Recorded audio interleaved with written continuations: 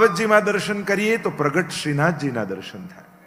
તો શ્રીનાથજીમાં ભાગવતજી બિરાજે છે અને ભાગવતજીમાં શ્રીનાથજી બિરાજે છે. તમે જો શ્રીનાથજીના દર્શન કર્યા હોય અને શ્રીનાથજીના દર્શનની સાથે એમની કંદરાના દર્શન કરો, એક વસ્તુ યાદ રાખો, પ્રભુમાં કંઈ પણ વધારાનું નથી. પ્રભુની પ્રત્યેક લીલા એમાં કાંઈ નકામું નથી. એકમ ભગવતઃ કાર્ય ભવર્થાનામ ચ સાધકમ. પ્રભુનું એક કાર્ય પણ અનેક કાર્યોને સિદ્ધ કરનારું છે. એટલે પ્રભુના સ્વરૂપના દર્શન કરો યા પ્રભુની કથાના શ્રવણ કરો, એમાં પ્રત્યેક વાત મહત્વની છે. એમ જ પ્રભુના સ્વરૂપમાં એમ તો નામ, રૂપ, લીલા અને ધામ આ ચારે ભગવાનના અલૌકિક છે. ભગવાનનું નામ એ કેવલ કક્કા બારક્ષડીના અક્ષરો નથી, એ ભગવાનનું જ નામાત્મક સ્વરૂપ છે. એટલે એમ ન માનતા કે જેમ અક્ષરોથી કોઈ શબ્દો લખાય એવા જ શબ્દો ભગવાનના નામ છે. રૂપ, ભગવાનનું સ્વરૂપ પણ અલૌકિક છે. મનુષ્ય આકારે દેખાય છે, પણ મનુષ્ય જેવો ભૌતિક દેહ પરમાત્માનો નથી. પ્રભુ તો પરમ અલૌકિક છે. આનંદ માત્ર કરપાદ મુખોદરાદી સર્વાંગ આનંદમય છે. અને એટલા માટે જ્યારે શ્રીનાથજી બાબાના દર્શન કરો તમને પ્રગટ ભાગવતજી દેખાય. તમે જો કંદરાના દર્શન કરો તો 12 સ્કંદ વાળા ભાગવતજી શ્રીનાથજીના સ્વરૂપમાં તમને પ્રગટ રૂપે દર્શન થાય. તમે શ્રીનાથજીની કંદરાના દર્શન કરો તો કંદરામાં 2 ગાય દેખાય.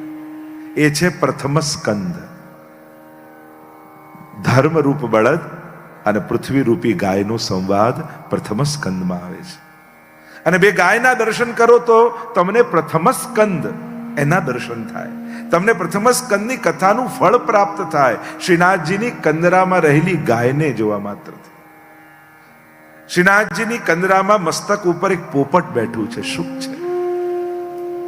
એ છે દ્વિતીય સ્કંદનું પ્રતીક. શુક ઉવાચ, દ્વિતીય સ્કંદથી પ્રારંભ થાય છે.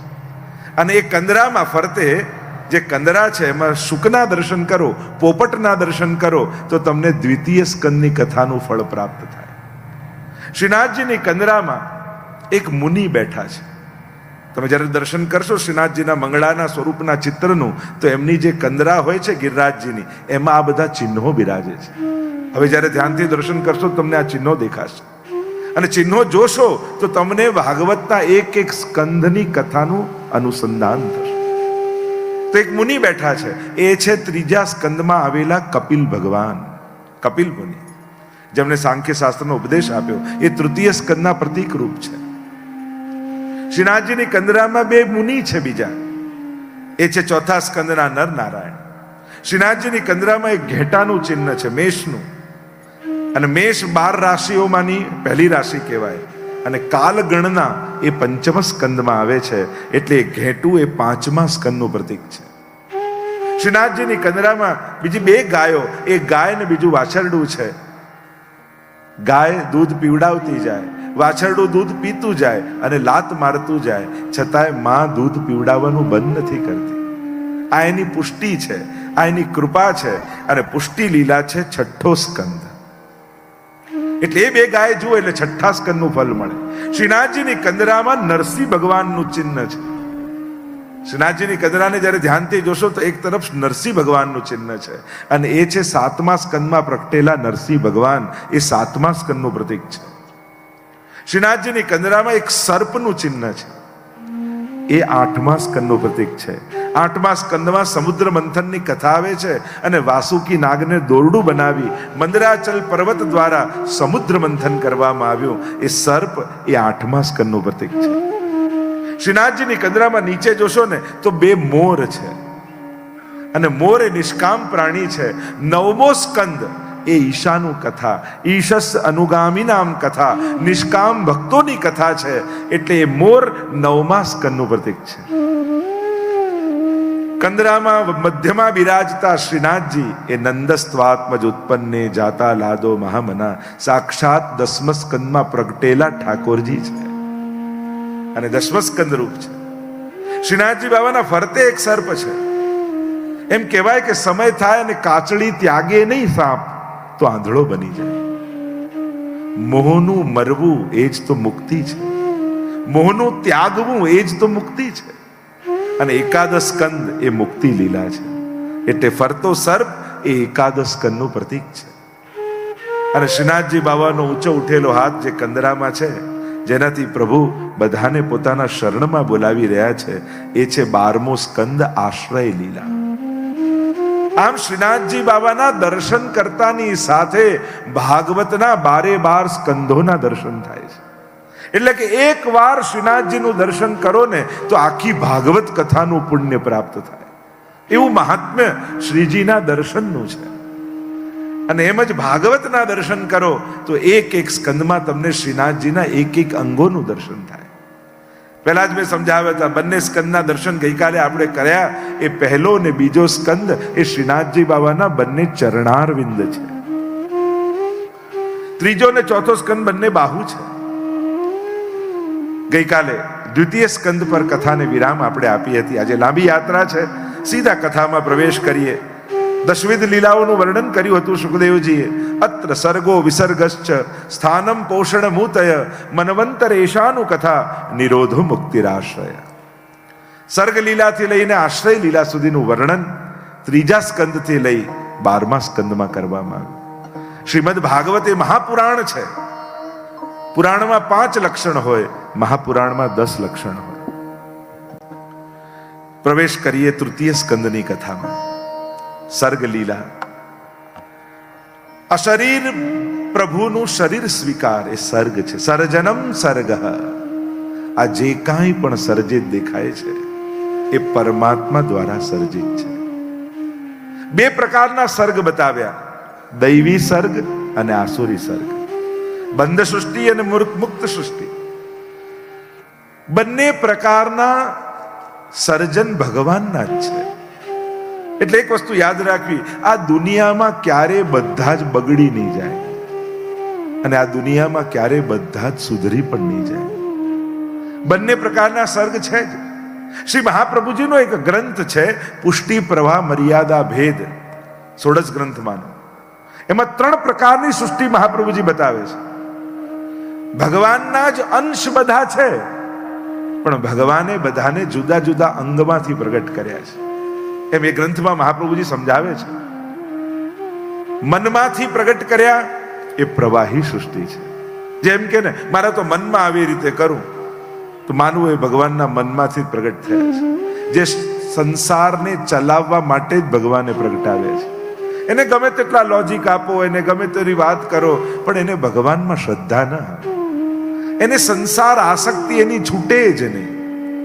અને એ જ કર્મબંધનોમાં ફસાતા ફસાતા પુનરપી જનનમ પુનરપી મરણમ પુનરપી જનની જઠરે શયનમ, સતત એમાં જ ચક્રમાં જ ચાલ્યા કરે એનું જીવન. એ સંસાર માટે જ રચાયા છે. એ પ્રભુના મનથી પ્રગટેલી પ્રવાહી સૃષ્ટિ છે. વચસામ વાણીમાંથી મર્યાદા સૃષ્ટિ પ્રગટ કરી. જેને વિધિ વિધાનમાં, વ્રત ઉપવાસમાં, યાત્રા અને ધાર્મિક કાર્યોમાં અતિશય રસ છે, પણ એને કોઈ ઠાકોરજીની સેવા કર તો એમાં એને રસ ના આવે. એટલે કે ધર્મમાં રસ છે, ધર્મીમાં રસ નથી. સ્વરૂપ સેવામાં રસ નથી. એ મર્યાદા સૃષ્ટિ છે. જે વિધિ વિધાનની જ એમાં એને આનંદ થાય, એને જ માને. પુષ્ટિ કાયેન નિશ્ચય. પુષ્ટિ સૃષ્ટિ ઠાકોરજીએ પોતાના શ્રીઅંગમાંથી પ્રગટ કરી છે, શ્રીઅંગની સેવા માટે. એને સાધનોમાં રસ નથી, એને ભગવત સેવામાં રસ છે. એની સ્વરૂપ નિષ્ઠા છે, સામર્થ્યની નિષ્ઠા નથી. મર્યાદા જીવને ભગવાનના પ્રભાવમાં અને સામર્થ્યમાં રસ હોય કે ભગવાન આટલા સમર્થ છે, દુઃખોને હરનારા છે, સૃષ્ટિના સર્જક છે, એને સામર્થ્યમાં રસ હોય. પણ પુષ્ટિ જીવને સ્વરૂપમાં રસ હોય. પ્રભુ આપ સામર્થ્ય બતાવો કે ન બતાવો, આપ કૃપાલુ થાઓ યા કઠોર થાઓ, પણ અમે તો આપને પ્રેમ કરીએ છીએ. જેને સ્વરૂપ નિષ્ઠા છે, જેને ભાગવતી ભક્તિ કહીએ, જેને ગોપીઓની ભક્તિ કહીએ, એ જ આપણી પુષ્ટિ ભક્તિ. સ્વરૂપમાં આસક્તિ, સ્વરૂપ નિષ્ઠા. તો આમ 3 પ્રકારની સૃષ્ટિ મહાપ્રભુજી સમજાવી. અહીંયા 2 પ્રકારના સર્ગની વાત આવી, દૈવી સર્ગ અને આસુરી સર્ગ. એક વસ્તુ યાદ રાખો, દુનિયામાં ક્યાંય વિરોધ નથી, દુનિયામાં વૈવિધ્ય છે. ભગવાનના સર્જનમાં વિરોધ નથી, વિરોધાભાસ નથી, વૈવિધ્ય છે. ભગવાને બધાને જુદા બનાવ્યા જ છે. અને એટલા માટે ઘણીવાર કોશિશ કરવામાં, આ દુનિયાને બધાને એક કરી દો, એક જ વિચારે, એક જ માને, એક જ ખાય, એક જ આમ કરે. આ પરાણે બધાને એક કરવા જશો ને તો મોટા ઝઘડા થશે. દુનિયાને એક કરવાનો એક જ ઉપાય છે કે મારા કરતા બીજો કોઈ જુદો પણ હોઈ શકે, એ વાતનો સ્વીકાર કરી લ્યો. બીજાના જુદાપણાનો ખેલદિલીથી સ્વીકાર કરીએ ને તો આપમેળે એકતા આવે. પણ પરાણે ભેગા કરવા જાઓ તો મોટા ક્લેશ થાય. અરે ઘરના 5 લોકોની ચોઈસ જુદી હોય છે, કોઈને બટાકાનું, કોઈને રીંગણાનું, કોઈને પૂરી ભાવે, કોઈને રોટલી ભાવે. 5 લોકોની એક ચોઈસ નથી હોતી, તો આખી દુનિયાની એક પસંદગી ક્યાંથી થાય? આ જે વૈવિધ્ય છે ને, એ જ દુનિયાની સુંદરતા છે. કોઈને લાલ રંગ ગમે, કોઈને પીળો રંગ ગમે, કોઈને કેસરી ને કોઈને લીલો ને કોઈને વાદળી. આ વૈવિધ્યતા જ તો સુંદરતા છે. અને વિવિધતાને કારણે જ આખું સંસાર સુંદર છે. બંને પ્રકારની સૃષ્ટિનું સર્જન કર્યું છે. ભગવાનના સર્જનમાં ક્યાંય દોષ નથી, માણસની વ્યવસ્થામાં ચોક્કસ દોષ છે. માણસની વ્યવસ્થાઓમાં ઘણી ખામીઓ છે. કારણ કે દુનિયાના જે માણસોના સંચાલન થઈ રહ્યા છે, માણસ દ્વારા થઈ રહ્યા છે. ભગવાન કુદરત રૂપે બધું જ માણસને આપે છે. પણ આ માણસો ઘરે રહ્યા કોરોનામાં તો નદીઓ સ્વચ્છ થઈ ગઈ, જંગલો લીલા થઈ ગયા, બધું જ સુંદર થઈ ગયું. ન દેખાતા પક્ષીઓ દેખાવા લાગ્યા, ન દેખાતા પ્રાણીઓ દેખાવા લાગ્યા. એટલે આ માણસ બહાર નીકળે છે ને બધું બગાડે છે. બાકી કોરોનામાં જોયું ને આપણે, બધા ઘરે પુરાયેલા રહ્યા. પ્રાણીઓને પૂરીએ છે ને આપણે છૂટા ફરીએ છે. પણ કોરોનામાં માણસ પુરાયો ને પ્રાણીઓ છૂટા રહ્યા ને તો કુદરતનું બેલેન્સ આપમેળે થઈ ગયું. ભગવાને જે રીતે સર્જન કર્યું છે, જે રીતે રચના કરી છે, બધા એકબીજાના પૂરક છે. અને માણસ આવીને કડીઓને તોડી જાય છે એટલે કુદરતનું ચક્ર બગાડી જાય છે. માણસનો હસ્તક્ષેપ કુદરતના ચક્રને બગાડે છે. કુદરતને કુદરત પર છોડી દો તો કુદરત પોતાની જાતને આપમેળે જીવંત કરી લે છે. પણ મનુષ્ય વ્યવસ્થાના નામે ગોઠવવા જાય ને બધું, તો ઉલટાની કુદરતની અવ્યવસ્થાઓ કરી નાખે છે. અને એટલા માટે ભગવાનના સર્જનમાં વ્યવસ્થા છે. અને એ વ્યવસ્થા કુદરતી આપમેળે પોતાને સ્વસ્થ બનાવી લે છે.